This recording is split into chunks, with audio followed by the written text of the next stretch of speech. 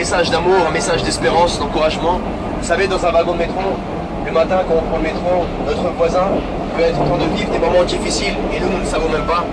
Peut-être que ton voisin vit un divorce, vit une maladie mortelle, vit la perte d'un être cher, vit des moments difficiles financiers très forts. Et nous sommes devenus une société égoïste, égocentrique. Nous ne pensons plus qu'à nous et on s'en fiche de son prochain. Et c'est justement pour cela que Dieu a envoyé Jésus-Christ.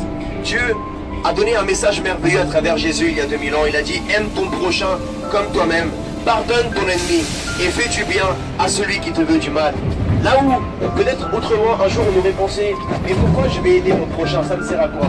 Eh bien la Bible dit que quand tu aimes ton prochain, tu es en train de montrer ton amour envers Dieu.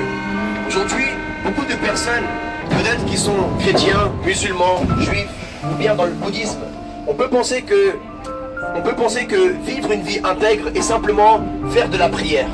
Mais la prière n'est pas tout dans une vie spirituelle. La base d'une vie spirituelle, c'est l'amour. Sans amour, il n'y a pas de spiritualité. Parce que l'amour, c'est l'accomplissement de toutes les lois du monde. Si tu aimes ton prochain, tu ne vas pas lui prendre sa femme. Tu ne vas pas lui prendre son mari. Si tu aimes ton prochain, tu ne vas pas lui voler. Tu ne vas pas lui faire du mal. Tu ne vas pas le tuer. Tout se résume dans l'amour.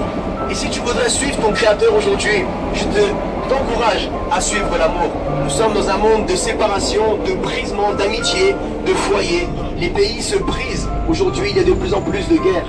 Et nous sommes victimes, l'humanité, de cela.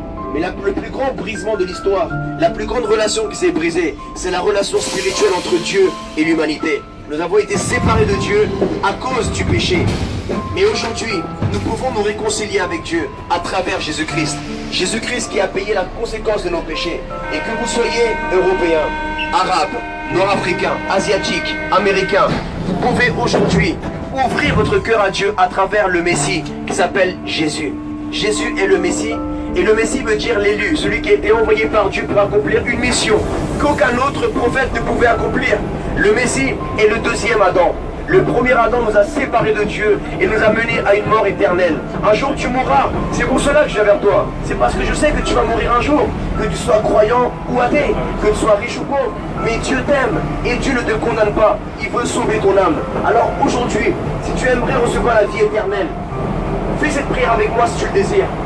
Et dis: Seigneur, merci pour la vie que tu me donnes. Je te demande pardon si j'ai trompé ma femme, trompé mon mari, si j'ai tué quelqu'un, si j'ai critiqué, murmuré ou bien abusé de quelqu'un. Pardonne-moi, Seigneur, je me repens de tout mon cœur.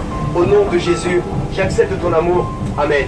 Passez une agréable journée, messieurs, dames. Pardonnez-moi du dérangement, mais n'oubliez pas que Dieu vous aime. Vous avez beaucoup de valeur pour le Seigneur. Bon courage.